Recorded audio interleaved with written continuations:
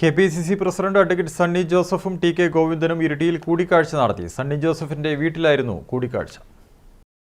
ശനിയാഴ്ച രാവിലെ 10:30 മുൻ CPIM നേതാവും തളിപ്പറമ്പിൽ UDF പിന്തുണയോടെയുള്ള സ്ഥാനാർത്ഥിയുമായ T K. Govindan KPCC president advocate Sunny Joseph MLAയുടെ വീട്ടിലെത്തി കൂടിക്കാഴ്ച നടത്തിയത്. 10 മിനിറ്റ് നേരം അടച്ചിട്ട മുറിയിൽ ഇരുവരും സംസാരിച്ച ശേഷം പുറത്തെത്തി ഗോവിന്ദൻ ആദ്യം പ്രവർത്തകരെ കണ്ടു.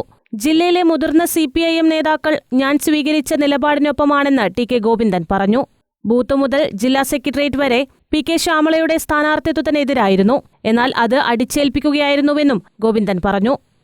തന്റെ ഭാര്യയെ തന്നെ പാർട്ടി ജില്ലാ സെക്രട്ടേറിയറ്റ് മുതൽ ബൂത്ത് കമ്മിറ്റി വരെയുള്ള ഘടകങ്ങളിൽ മുഴുവൻ എതിർപ്പുണ്ടായിട്ടും തന്റെ ഭാര്യയെ തന്നെ സ്ഥാനാർത്ഥിയായിട്ട് അടിച്ചേൽപ്പിച്ചത് എന്ത് നിലപാടാണെന്നുള്ളത് എനിക്കറിയാം.